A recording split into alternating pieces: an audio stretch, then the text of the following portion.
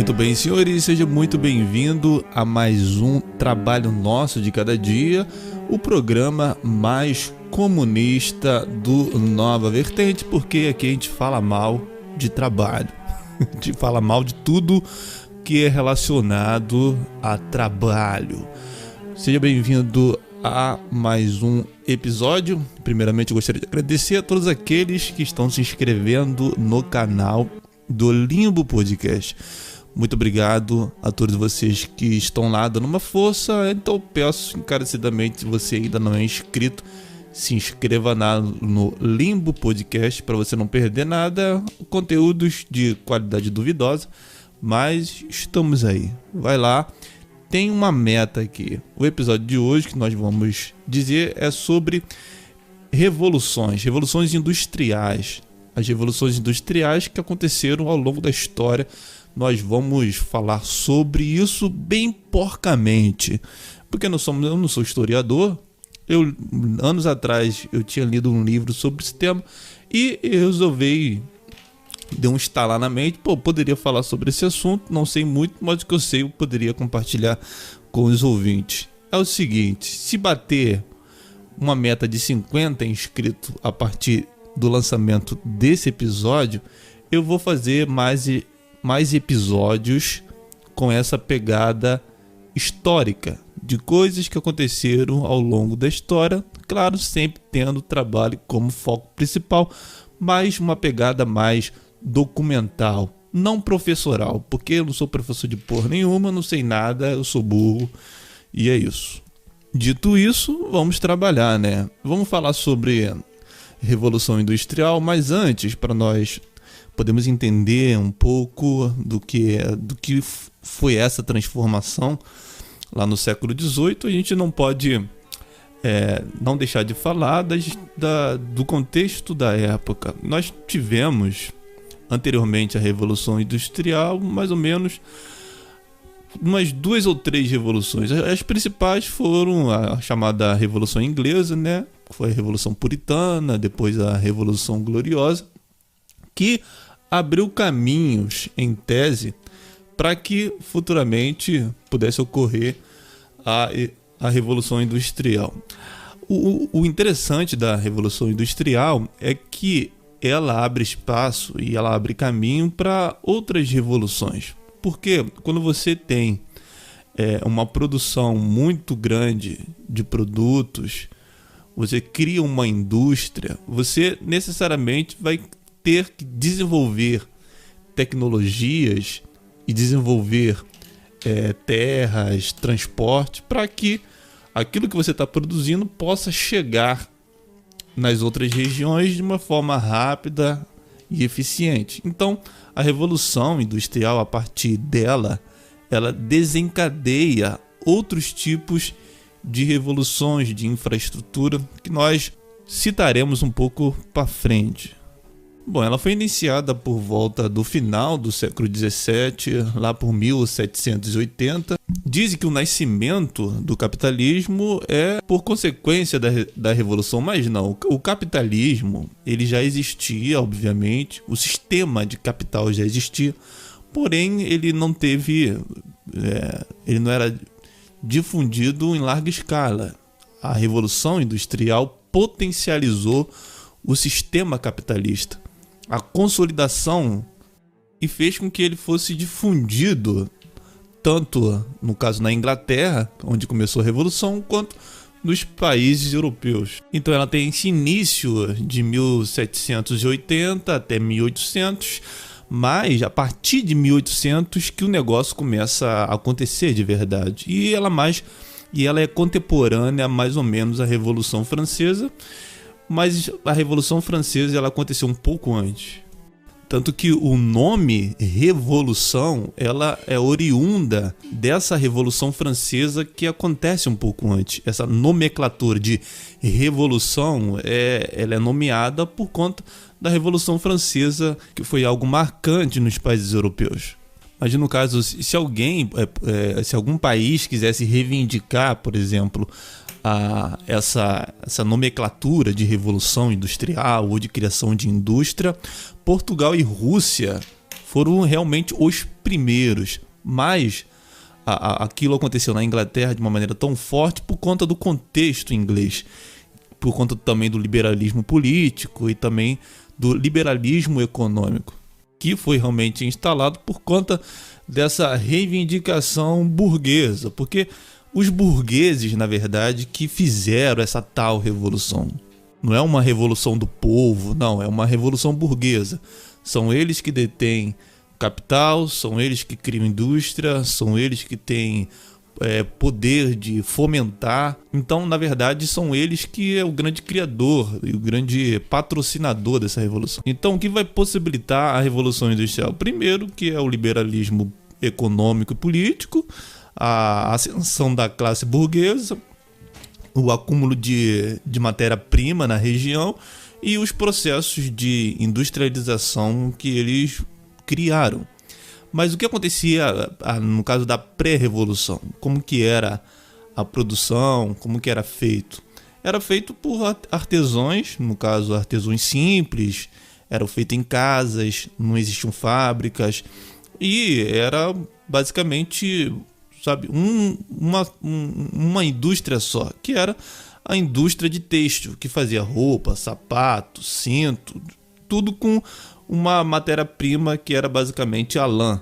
Depois veio o algodão e outros tipos de produto. E feito de maneira tudo manual, que era demorado, era um produto com mais qualidade do que produtos feitos por máquinas, sim, mas era mais demorado, a produção era pouca, existia muita demanda, mas pouca oferta. Então era um mercado, uma indústria engasgada, estagnada. Então ela começa na Inglaterra e depois ela se espalha pela Europa e depois, simultaneamente, ela também acontece nos Estados Unidos, mas com outro tipo de indústria.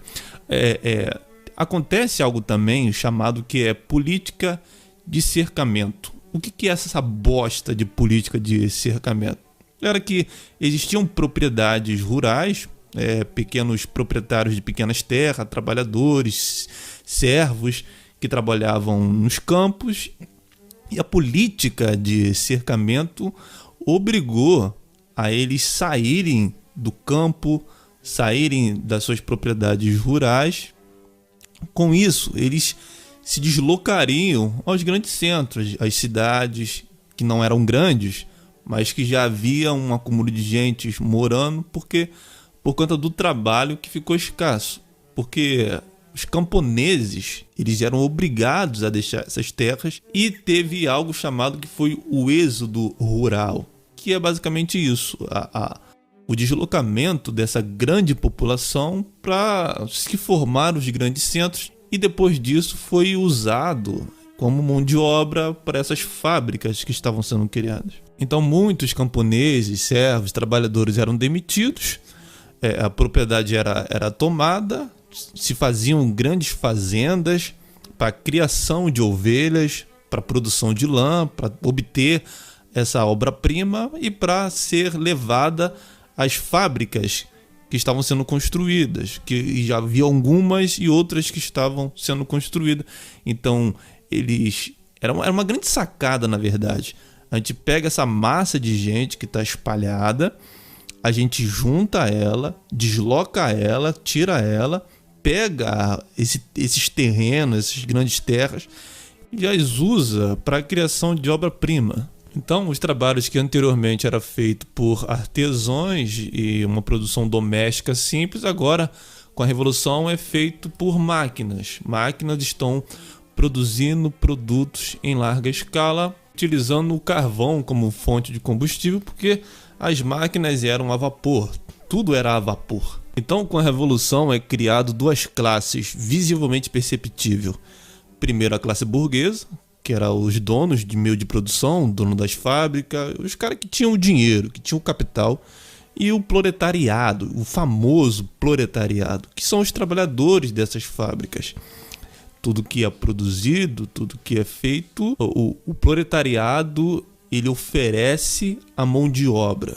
Nessa época existe muito conflito entre o proletariado e a burguesia por conta dos trabalhos que eram ruins, insalubres, pagavam pouco, a mão de obra era muito pesada, alguns viviam na miséria, tinha uma relação muito desnivelada. No caso, igual acontece hoje em dia, mesma coisa, não mudou nada. Nesse período, é claro, um pouco mais para frente, no caso por volta de 1840, começa a surgir os movimentos sociais que começam a criticar essa relação entre a burguesia e o proletariado, e o mais famoso que nós conhecemos, aquele que teve ascensão na época, foi o poderoso Marx. No caso tem a famosa... Como é que é o nome, porra? Cara, qual é o nome do negócio? Manifesto Comunista, que critica, obviamente, de uma maneira muito distópica e completamente louca, esse sistema.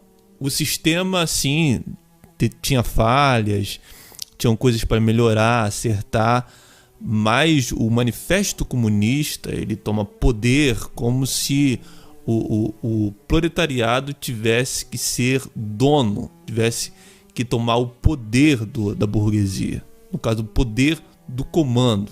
Mas não vamos nos alongar nesse assunto, porque quando a gente fala de Marx, fala do Manifesto Comunista, da relação entre burguesia e proletariado, a gente teria que ter uma lista de pontos que a gente tem que abordar que não seria viável aqui nesse podcast. Mas existia sim a exploração do proletariado, mas o que Marx queria era acabar com a diferenciação entre a burguesia e o proletariado, colocar esse nivelamento de poder, no caso, que não existe, nunca vai existir, e se porventura existir, acabou o mundo, né?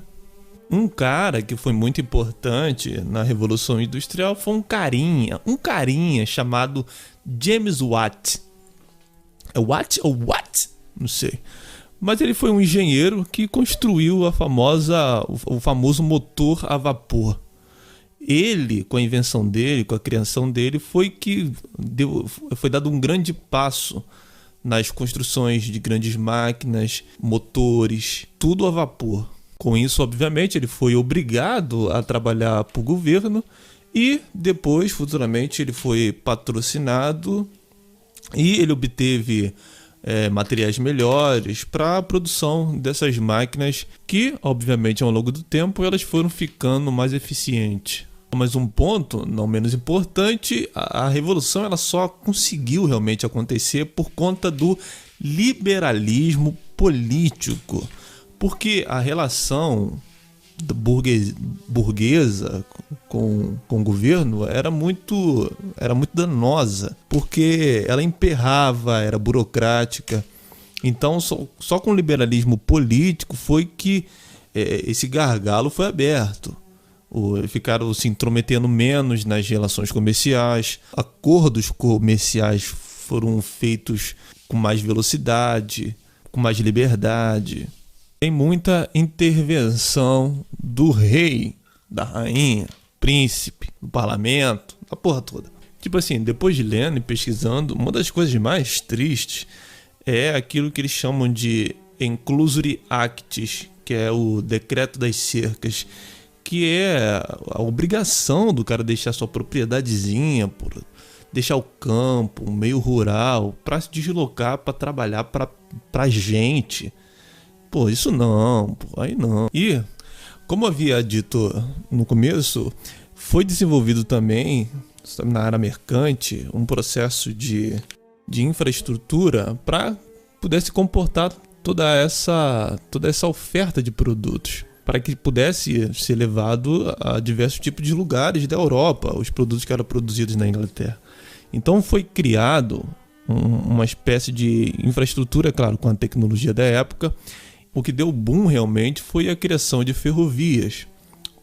Porém, eles só chegaram na criação de ferrovias por um certo tipo de observação, porque antigamente tinham muitas escavações, minas, e eles usavam o sistema de trilhos para transportar carvão, para deslocar o carvão da mina até a superfície.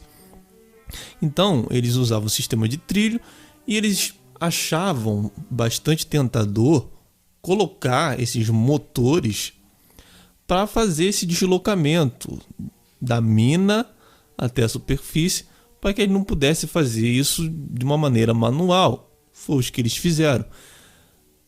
Através dessa observação, foi que ele... se a gente está aqui usando o sistema de trilho, usando um motor para fazer deslocamento de carvão das minas, por que a gente não faz isso de cidade em cidade, de país a país?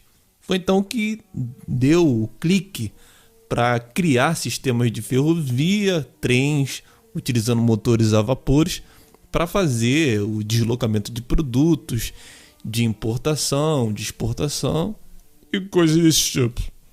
Bom, agora nós estamos no meado do século XIX, que por volta de 1850, exatamente no meio, acontece então a segunda Revolução Industrial.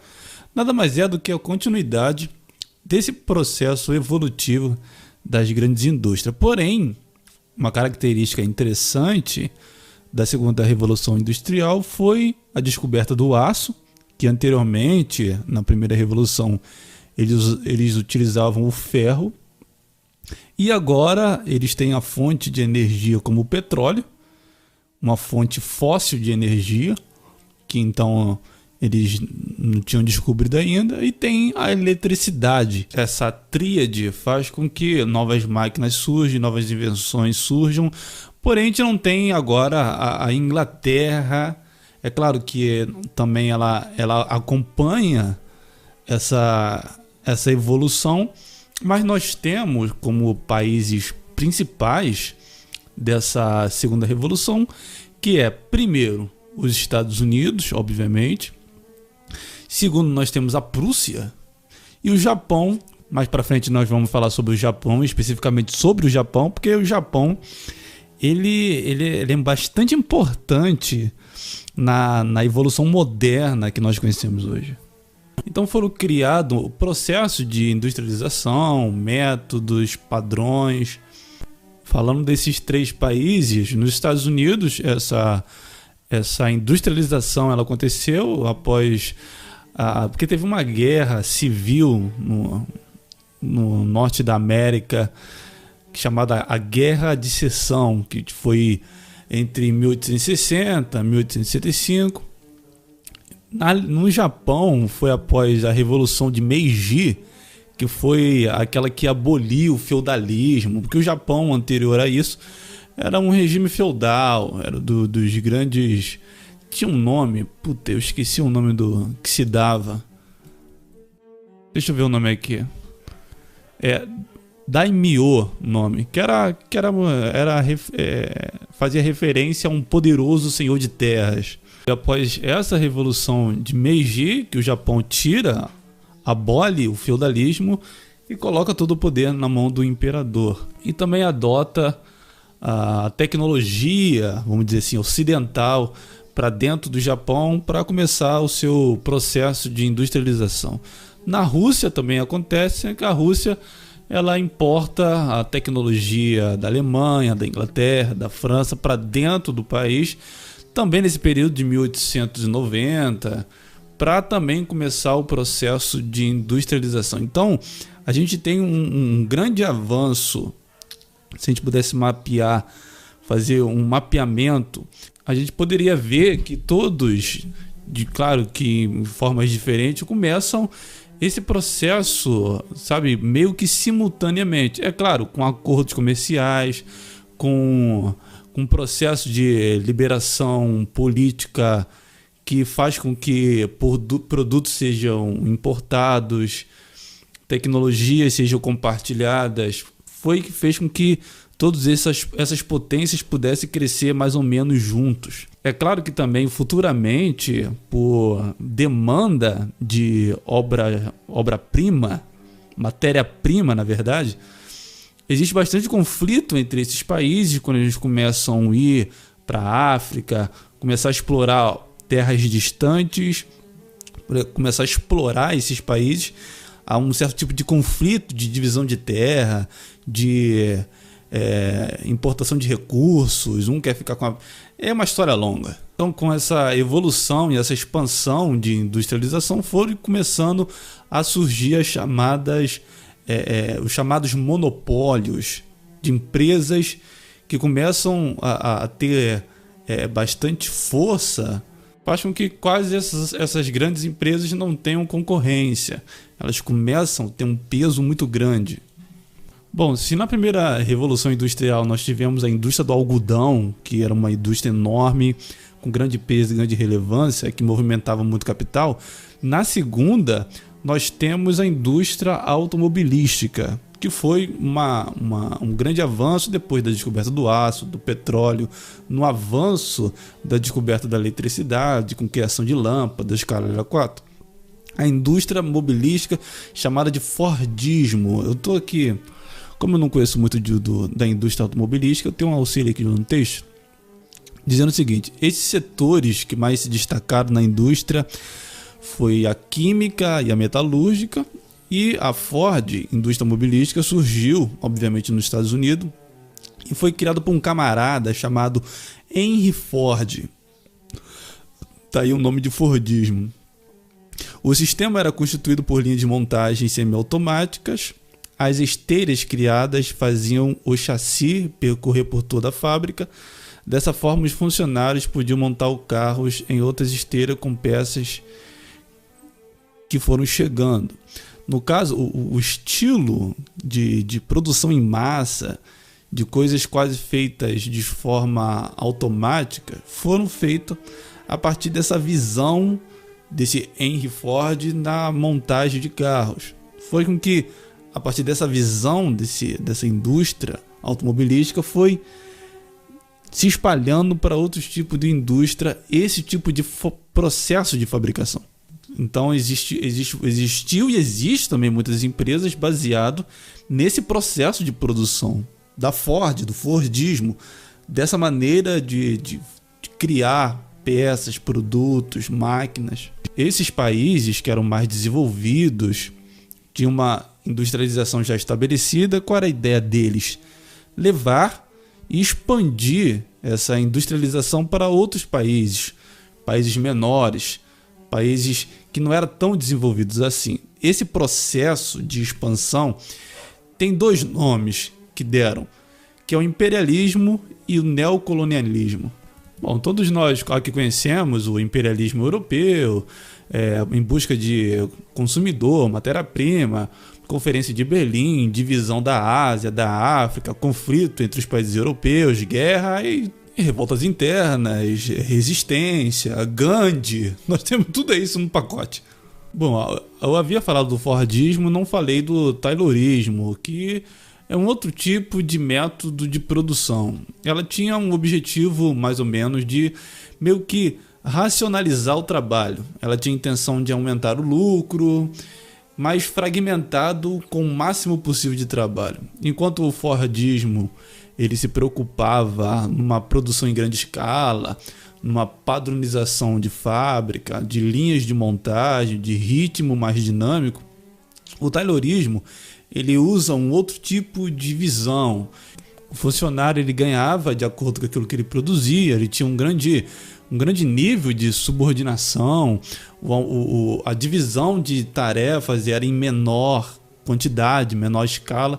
No Japão, e agora eu quero falar especificamente do Japão, foi feito um método chamado de Toyotismo, que é da empresa, obviamente, da Toyota, que era um trabalho definido que eles chamam de modelo just-in-time, que eu não sei falar em inglês, mas é uma produção de acordo com a demanda, sabe, mais personalizado, zero atraso, zero pane, zero defeito, zero papel, zero estoque. É um método de produção de acordo com a demanda, de uma maneira muito personalizada, sabe, sem desperdício, como se fosse um método limpo de se fazer. Só que nós estamos agora falando já da terceira revolução industrial. Por isso que eu falei que ia falar do Japão depois, porque o Japão Esse sim é o grande responsável pela terceira revolução industrial de uma maneira muito única e inovadora, utilizando esse método que eu falei do toyotismo. É claro que não só o Japão, os Estados Unidos e a Alemanha também adotariam mais para frente esse método, sendo que a automação desses processos utilizando robô, um certo tipo de evolução na química e nos processos de refinamento para se tornar cada vez mais a produção eficiente e certeira em todos os processos. Bom, se no Fordismo nós temos a produção em larga escala, que foi obviamente preenchendo grandes estoques, porque não tinha muito consumidor para essa grande quantidade de produtos que eles produziam. No Japão, obviamente nós estamos falando aqui após a Segunda Guerra Mundial, o Japão ele precisava utilizar melhor o tempo, ter um custo-benefício que valia a pena, não desperdiçar recursos, obra-prima que no Japão já era escassa. Então, o contexto de pós-guerra, a economia em colapso, tudo se deteriorando, o Japão conseguiu, das cinzas quase literalmente, montar uma espécie de modelo que pudesse ser rápido, eficiente, que pudesse ter um custo-benefício bom, que pudesse ser uma produção de acordo com a demanda, que não gerasse desperdício de produções em massa, gerando estoque desnecessário, uma mão de obra mais qualificada e pronta, uma produção mais limpa, sabe? O toyotismo ele muda completamente, ele na verdade é uma forma realmente de revolução, é por isso que tem esse nome de revolução, porque ela muda completamente o jogo que estava sendo jogado. Bom, agora que falamos sobre as 3 revoluções industriais de maneira bem porca, de uma maneira muito rasa, nós vamos falar sobre a chamada Indústria 4.0, ou, por mais os ortodoxos, a 4ª Revolução Industrial. Bom, em 2016, um alemão chamado Klaus Schwab, ele lançou um livro chamado A 4ª Revolução Industrial. Ele foi fundador de um fórum econômico e ele define a 4ª Revolução Industrial como o encontro do mundo da física, digital e da biológica. Se na primeira, segunda e terceira nós falamos sobre as revoluções por máquinas a vapor, eletricidade, carvão, essas coisas muito física e muito palpável e de maneira fácil de entendimento, a 4ª Revolução Industrial, nós estamos falando de um processo um pouco obscuro e assustador até. Nós temos como grande tecnologia da 4ª Revolução Industrial a inteligência artificial. E o que é essa bagaça que todo mundo fala e ninguém entende? Na verdade, é um conglomerado de tecnologias que faz com que máquinas aprendam a raciocinar, que elas façam ligações, associações, que ela tem grande capacidade de armazenamento, percepção, habilidade de analisar coisas e se auto-aperfeiçoar. Ou seja, estamos no apocalipse.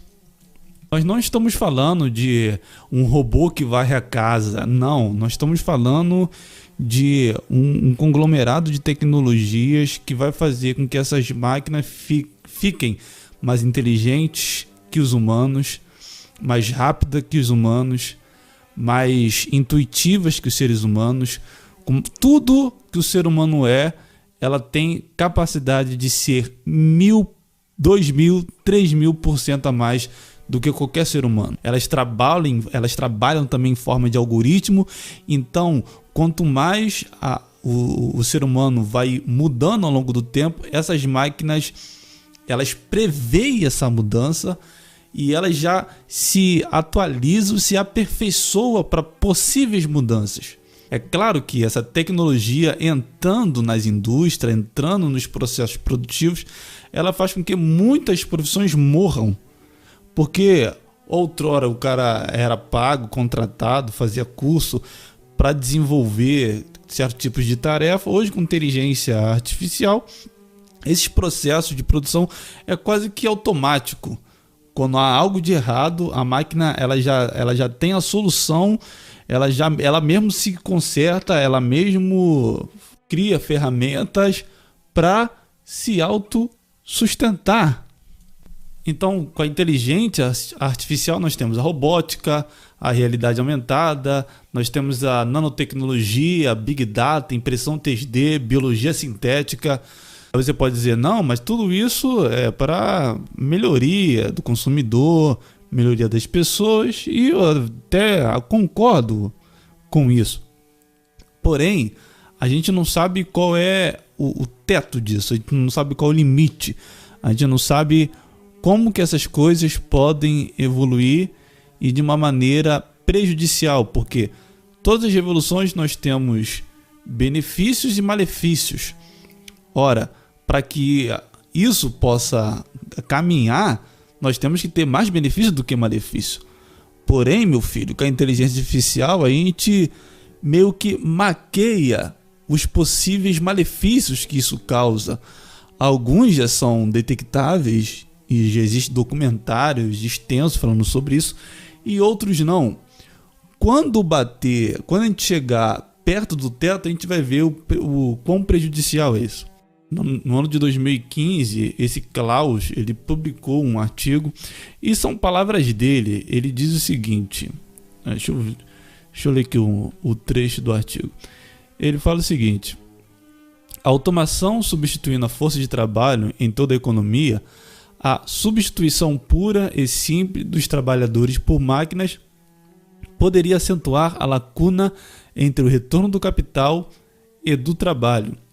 E ele diz mais: em sua forma mais sombria e desumana, a quarta revolução industrial tem o potencial de robotizar a humanidade e nos desapropriar dos nossos corações e alma. Ou seja, após isso é só o anticristo montado num cavalo e a gente esperando Jesus voltar. Jesus está voltando, hein? Sei lá, esse negócio de algoritmo é o que mais me assusta. Porque às vezes, eu não sei se já aconteceu com vocês, ouvintes, mas por exemplo, às vezes eu não estou nem pesquisando, digitando nada, eu só estou apenas pensando, aí eu comento ou falo alguma coisa sobre, sei lá, um mouse do computador que eu quero comprar, só que eu não pesquisei, não digitei, eu só ou pensei, eu não sei se não tem esse tipo de tecnologia ainda de ler pensamento, mas às vezes tu só pensa, ou você fala uma vez ou outra, aí você entra no Google, na internet, algum site, no YouTube, tá lá o anúncio de mouse de teclado para você comprar. Ou seja, não é apenas, porque não, isso é benéfico, porque a inteligência artificial, os algoritmos, ele entende o que você quer e, obviamente, eles te ofertam porque eles querem o seu conforto. Ele não quer que você demande energia pesquisando. Não, cara, isso é quase que eles estivessem... Sabe que as pessoas que estão conversando e tem uma outra pessoa querendo fofocar, ela fica um pouco perto da pessoa que está conversando para ela poder ouvir, e ela dá uma esticada de pescoço, sabe? Ela acha que que as pessoas não estão percebendo ela, mas dá para perceber que ela está próxima só para escutar a conversa. Esse é o Google. O Google fica ouvindo nossas conversas, aquilo que a gente fala, aquilo que a gente dialoga, para oferecer produtos.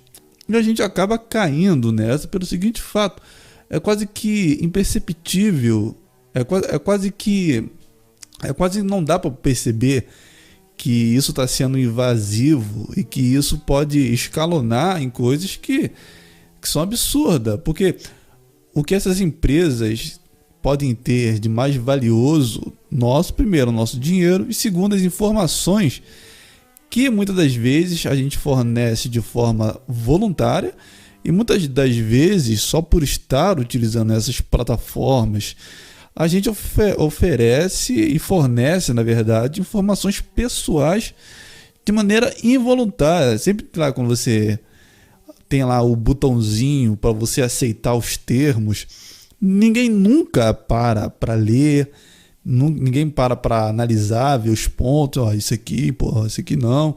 Não, ninguém lê. E também é quase que ou você aceita ou você está fora da minha rede social. Então, além das redes sociais como Twitter, Instagram, Facebook, YouTube, agora TikTok, WhatsApp, eles são grandes centros, eles são grandes monopólios. Não monopólios físicos que você se desloca. Não, eles são grandes metrópoles, na verdade, isso que eu quero dizer. Grandes metrópoles digitais. São locais de encontros de pessoas que estão falando sobre aquilo que ela comeu, aquilo que ela vestiu, quais são os seus sonhos, quais são os seus projetos. Lá ela deixa bem claro quem são a rede de amigos dela, quais são os interesses dela, qual é aquilo que ela planeja, aquilo que ela está necessitando, aquilo que ela pode comprar, aquilo que ela não pode. Ela oferece informações sobre a sua qualidade de vida. Aí as empresas direcionam propagandas de perda de peso, de aqueles produtos lá de suplementação. Aí ela sabe que você tem um espírito, um certo tipo de empreendedor, que você deseja empreender, aí ela te oferece aplicativos de consultoria financeira, ela te oferece plataformas, curso sobre finança, curso como comprar criptomoeda, aonde investir mais. Então, tudo que a gente faz, tudo que a gente, como posso dizer, tudo que a gente fala, tudo que a gente conversa, tudo que a gente escuta, isso está sendo monitorado, mapeado e está sendo de alguma forma sequestrado, essas informações, para ser utilizada contra nós mesmos de uma forma muito disfarçada, de uma oferta de um produto, de uma oferta de um lugar para você viajar. Cara, só pesquisa Campos do Jordão no seu Google. Depois vai ter um monte de oferta de hotéis, oferta de pacote de viagem, tudo. Ele nunca oferta dinheiro, né? É sempre algo para arrancar recursos teus. E esses algoritmos, eles vão evoluindo e avançando cada vez mais para você também se tornar um produto, para cada vez mais você estar inteiramente ligado e conectado 24 horas por dia, para você passar mais horas no Instagram vendo a bunda de alguém, vendo a invenção de não sei quem. A grande sacada nesses últimos 2 anos agora foi o TikTok. Essa ferramenta do capeta. Aí os caras falam, não, a minha mente é forte, eu não caio em ficar assistindo TikTok. Assiste um vídeo só. Se você não vai rolar 30 vezes para cima, não vai ficar 1h30 assistindo vídeo de 1 minuto, alguém restaurando um isqueiro antigo. Você vai ficar, cara, porque o negócio ele é muito rápido, muito pegajoso, muito intuitivo, muito fácil, de um poder de consumo tão rápido que você não sente, você fica completamente imerso a tudo aquilo que está sendo oferecido. Agora tem também a porra do YouTube. Tá quase impossível entrar no YouTube. Você entra no YouTube, aí tem lá os shorts do YouTube. Você entra no YouTube, clica num vídeo que mais ou menos do teu interesse, porque todo o teu comportamento, todos os teus interesses já foram mapeados. Então ele lança lá um vídeo curto de 1 minuto sobre aquilo que você talvez goste de assistir e te empurra 500 vídeos sobre a mesma coisa. Se fosse um vídeo ou outro, mas não. E isso, obviamente nós estamos falando aqui de rede social, mas isso se desemboca também nas grandes indústrias, em o que essa empresa vai te ofertar, o que ela vai produzir, o que ela vai direcionar esforços e recursos para ofertar para você, criação de novos mercados, criações de novos produtos, criações de novas indústrias, cara. A gente pensa que é algo inofensivo, que não é nada, que é para benéfico, mas se você E aqui tem um paradoxo, porque se você desconectar também do mundo, você fica para trás. E se você se conectar muito com essa máquina, também você está perdido. Então existe sim um paradoxo entre eu não vou acompanhar esse avanço maluco, mas também eu não posso me desconectar com tudo, senão eu fico para trás. Porque literalmente as pessoas ficam para trás quando elas não acompanham o avanço tecnológico. Só que a gente chegou num processo tão destrutivo que, se você realmente acompanhar todas as tendências tecnológicas, todo tipo de ferramenta que está sendo criada com inteligência artificial, com programação, com algoritmo, você não vai ter outra vida, porque você já vai estar totalmente imerso nesse mundo e não e resistir à tentação é muito difícil.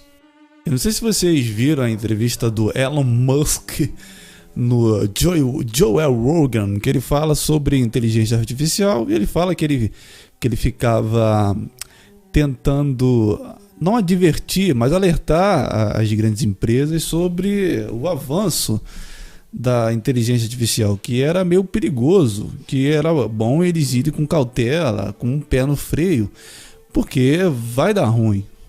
Vai dar ruim. Porra, se o Elon Musk, piroca das ideias, fala um negócio desse, é pra você levar em conta, né? E ele fala que o grande desafio, na verdade, é a junção entre o humano e a máquina. Porque ele fala que o grande problema do ser humano é a falta... como é que eu posso... O que falta pra gente se integrar, pra gente virar homem-máquina, é que o nosso nível de processamento ele é muito baixo. O processar e fazer uma ação, a gente é muito lento ainda. Quando a gente romper essa barreira, aí o bagulho vai ficar doido. Então nós temos duas grandes empresas que vai fomentar essa quarta revolução industrial. Primeiro é a Google e depois a Huawei. Huawei. Uma que é a empresa do capeta e outra que é a empresa do demônio. Bom, eu particularmente eu tento enxergar as coisas com um pouco de frieza, mas não tem como você não ficar impactado com isso pelo seguinte motivo. Antigamente, o cara, para criar um produto, o cara, sei lá, tinha que ter uma fábrica, sei lá, num cômodo na casa dele, que ele tinha as próprias ferramentas que ele mesmo criava. Ele ia lá, sei lá, fazer um sapato. Aí o cara pegava o couro, cortava, desenhava. O cara fazia aquilo com calma, com tranquilidade, sem pressa, totalmente focado, e fazia a coisa com mais precisão, mais personalizada. Ele colocava amor no processo. Depois disso, virou um serviço automático que qualquer robô pode fazer. E eu me pergunto, onde está o valor no trabalho feito pelas mãos do homem? Será que essa evolução ela é de forma natural? Será que, invariavelmente, independente do contexto histórico, a gente evoluiria para isso?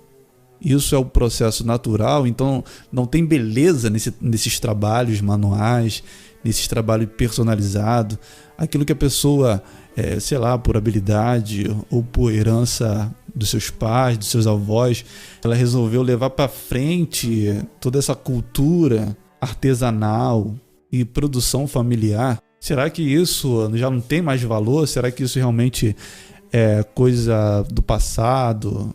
Não sei.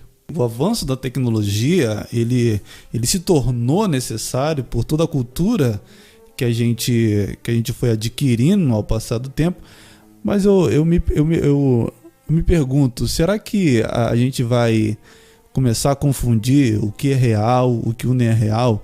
Porque eu tenho para mim que a gente começa a colocar a internet, as interações na internet, como se fosse realmente a vida real, e tudo se torna tão superficial, tão banal, descartável. Tudo a gente tem razão, tudo a gente tem uma opinião, tudo a gente tem um raciocínio, tudo é muito imediato, tudo é muito explosivo, tudo é muito sanguinário. E a vida real, a vida do cotidiano, do tete a tete, do tato a tato, essa fica superficial, essa fica morta, fica improdutiva, fica numa espécie de estagnação. Você acha que o mundo real ele é vazio e o real está no digital, está na internet, está no comentário do YouTube, está no Twitter, está na hashtag, está na foto, está na curtida, está em coisas que não realmente não mexe com a tua alma de verdade, que não faz com que você vire gente de verdade. Eu acho que tem que ter o êxodo digital. Assim como no passado teve o êxodo rural, lá das políticas de cercamento, acho que tem que ter um certo tipo de política de cercamento digital, onde muitas pessoas são obrigadas a deixar de usar a internet, ser proibida, e volta às origens, volta a andar na rua, volta a ver gente, volta a ter interação no mundo real, porque você está virando literalmente uma máquina. Sabe aqueles desenhos que o corpo é de robô, aí tem uma espécie de cápsula que tá só o cérebro, e o cérebro comanda o corpo, aí fica, sabe, ele virou isso. Não sei se vocês viram, mas essa semana teve a invasão na Bolsa de Valores lá em São Paulo. Um grupo lá de manifestantes invadiram dizendo que a grande mal da humanidade, que causa fome, desigualdade, é a Bolsa de Valores. É a Bolsa de Valores. Pô, se os caras soubessem um mínimo de história, um mínimo desses conhecimentos básicos, nem tão aprofundado assim, eles veriam que realmente o grande mal da humanidade não é a Bolsa de Valores, né? Para esses caras de esquerda, manifestante, sempre o mal tá naquele que tem de alguma maneira posses, poder, dinheiro. Às vezes sim, tem uns filhos da puta aí, mas o grande mal, na verdade, estão com os poderosos, mas a gente tem que ter um certo tipo de análise para saber onde está o real problema. Não é numa empresa privada que está gerando emprego, que está gerando, de alguma maneira, um certo tipo de movimentação de capital e financeira e, de alguma maneira, está possibilitando o sustento de milhões, de milhares de trabalhadores. Ainda falando sobre a quarta revolução industrial, nós vamos falar sobre a Internet of Things, IoT, a Internet das Coisas, que é um dos principais pilares dessa quarta revolução industrial para nós encerrarmos aqui. IoT é uma das principais pilares, que eu estou lendo um texto, um dos principais pilares, não único, dessa revolução. De forma resumida, vamos apresentar seu conceito de acordo com Rona Duni, presidente da Verizon, no século XX. A quarta revolução industrial irá borrar a linha entre o que é físico e digital. Tudo que pode ser conectado será conectado. Alguns chamam da era cyberfísica. Tente imaginar todos os equipamentos conectados com a internet. Sua geladeira, sofá, carro, mesa, roupa e etc. Para dar a visão mais correta do impacto, quando você sai na rua, apenas o celular está conectado à internet. O que vai acontecer quando todos os seus objetos estiverem online? Quantas informações pode ser recebida? É o que deve acelerar o processo, é a internet 5G, que em alguns lugares já tem, alguns países já tem internet 5G. A quinta geração de tecnologia sem fio tem o potencial de sintonizar um punhado de tecnologias, transformar a indústria de todos os setores. Falando sobre o mercado de trabalho, toda evolução de ganhadores tem também os perdedores. A adaptação, no caso, nesse processo, é muito importante investir, por exemplo, educação, em cursos, porque a maioria dos cursos que nós vemos são cursos de profissões que não vai existir daqui a 3 anos, daqui a 2 anos, daqui a 1 ano. Então, a maioria das coisas que, por exemplo, o jovem, lá, seus 18, 19 anos, 20, às vezes não quer fazer uma faculdade, mas ele quer fazer um curso técnico, trabalhar numa determinada área. Porém, antes dele escolher esse curso, antes dele ingressar, investir num certo tipo de curso que ele queira fazer, ele tem que fazer uma análise realmente de mercado, com a projeção do curso que ele vai fazer. Se a profissão vai existir daqui a 5 anos, qual a possibilidade de crescimento. se essa profissão, qual é a remuneração dela, se daqui a tanto tempo ela vai desvalorizar, vão pagar menos, vão pagar mais. Porque se ele não tiver isso tudo mapeado, ele vai perder tempo e dinheiro. Porque o avanço disso é tão rápido que outras coisas, por exemplo, um operador de empilhadeira, sabe, vai ter época que não vai existir mais não vai existir operador de empilhadeira. O cara vai... Pô, saiu ontem do curso de empilhadeira. Ele vai enviar currículo, não contratam mais. É uma profissão extinta. É claro que hoje tem, mas tu não sabe se daqui a 6 meses vai ter. É meio nebuloso tudo isso. We'll not be able to hold a candle to AI. You scare the shit out of me when you talk about AI. Between you and Sam Harris. Having this device is just a winner-take-all scenario. I mean, you win the world if you have this device. You can turn the lights off in China, the moment you have this device. You can just, it's just the ultimate, because literally, you were talking about, and many people may doubt whether such a thing is possible, but again, we're just talking about the implications of intelligence that can make refinements to itself over a time course that bears no relationship to what we experience as apes. It made me shit my pants. Talking about AI, I realized, oh, well, this is a genie that once it's out of the bottle, you're never getting it back in. That's true. Right, so you're talking about a system that can make changes to its own source code and become better and better at learning and more knowledgeable, and has instantaneous, if we give it access to the internet, it has instantaneous access to all human and machine knowledge, and it does, thousands of years of work every day. There was a video that you tweeted about one of those Boston Dynamic robots, and you're like, in the future it'll be moving so fast you can't see it without a strobe light. Yeah, you could probably do that right now. And no one's really paying attention too much, other than people like you or people that are really obsessed with technology. All these things are happening, and these robots are... Did you see the one where PETA put out a statement that you shouldn't kick robots? Probably not wise. For retribution. Their memory's very good. I bet it's really good. It's really good. I bet it is. Yes. And getting better every day. It's really good. I mean, our intuitions completely falter to capture just how immensely powerful such a thing would be, and there's no reason to think this isn't possible. I mean, the most skeptical thing you can honestly say about this is that this isn't coming soon, right? Like, this is not, but to say that this is not possible makes no scientific sense at this point. There's no reason to think that a sufficiently advanced digital computer can't instantiate general intelligence of the sort that we have.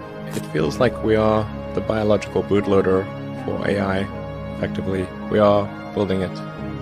And then we're building progressively greater intelligence, and the percentage of intelligence that is not human is increasing.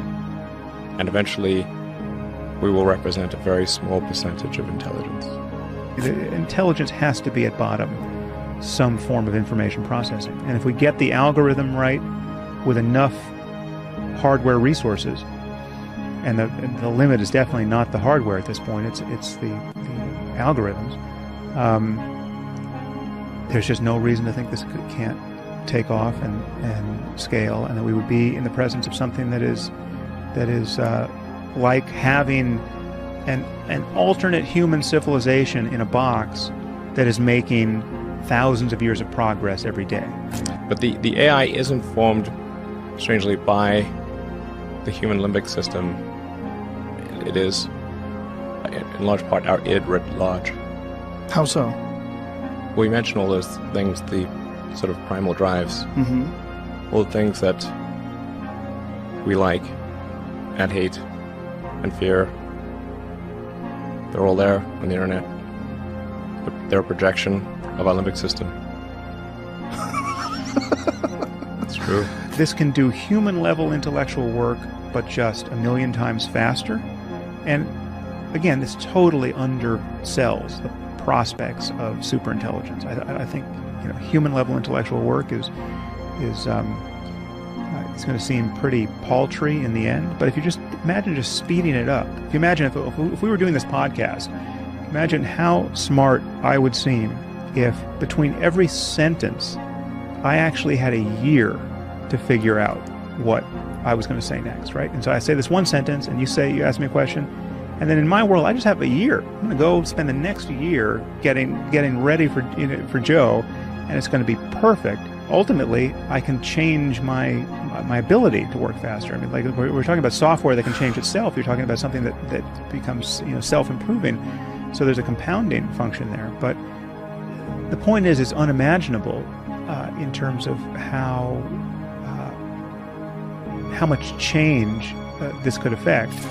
And you feel like this is decades away or years away from being too late? If you have this fatalistic attitude and you feel like it's going to, we're in almost like a doomsday countdown. It's not necessarily a doomsday countdown. It's a out of control countdown. Out of control, yeah. People call it the singularity, and that's probably a good way to think about it. It's a singularity. It's hard to predict, like a black hole. What happens past the event horizon? Right. So once it's implemented, it's very different because it will once be the able to. genie's out of the bottle, what's going to happen? And it will be able to improve itself. Yes. That's where it gets spooky, right? The idea that it can do thousands of years of innovation, very, very quickly. Yeah. And then we'll be just ridiculous. Ridiculous. We will be like this ridiculous biological shitting, pissing thing trying to stop the gods.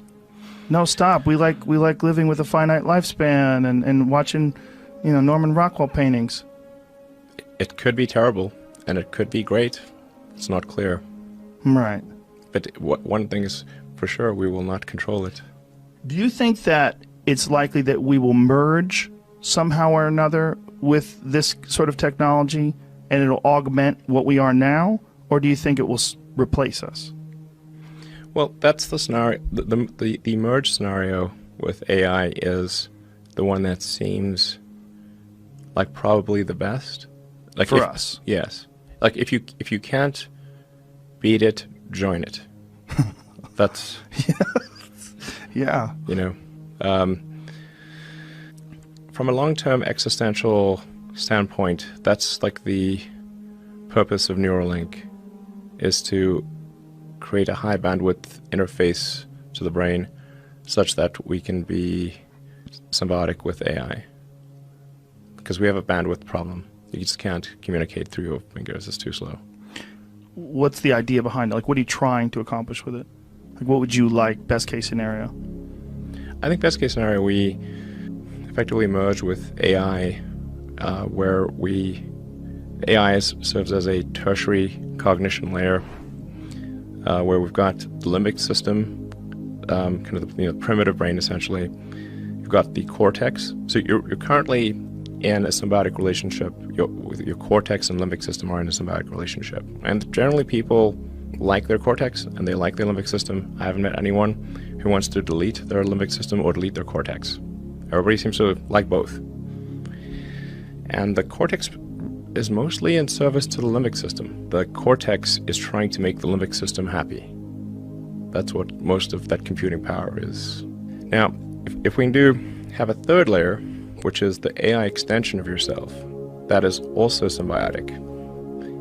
And there's enough bandwidth between the cortex and the AI extension of yourself such that the AI doesn't de facto separate, then that could be a good outcome. That could be quite a positive outcome for the future.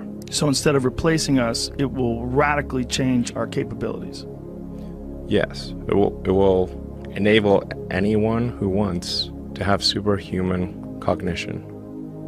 Anyone who wants can just do it, in theory.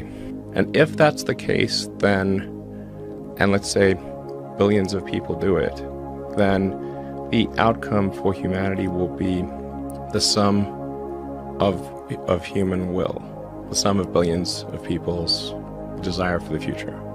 And but that billions could be of people with enhanced cognitive ability. How much different are you talking about? When you say radically improved, like, what do you mean?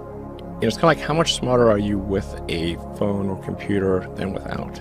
You're vastly smarter, actually. You can answer any question pretty much instantly, any calculation. Your phone can remember videos, pictures, everything perfectly. Your phone is already an extension of you. You're already a cyborg. Most people don't realize they are already a cyborg. That phone is an extension of yourself.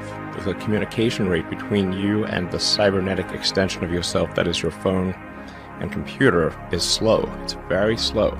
It's like a tiny straw of information flow between your biological self and your digital self. And we need to make that tiny straw like a giant river, a huge, high bandwidth interface. It's an interface problem, data rate problem. To solve the data rate problem, I think we can hang on to human-machine symbiosis through the long term. And then people may decide that they want to retain their biological self or not. I think they'll probably choose to retain their biological self. You will be essentially snapshotted into a computer at any time. If your biological self dies, you could probably upload into a new unit. This is just inevitable. Again, going back to when you decided to have this fatalistic viewpoint. So you tried to warn people. You talked about this pretty extensively. I've read several interviews where you talked about this. For sure, you're getting the warning out to some people. I try to convince people to slow down AI, to regulate AI. This was futile. I tried for years. This seems like a scene in a movie where the robots are going to fucking take over and you're freaking me out. No one seemed to realize where this was going.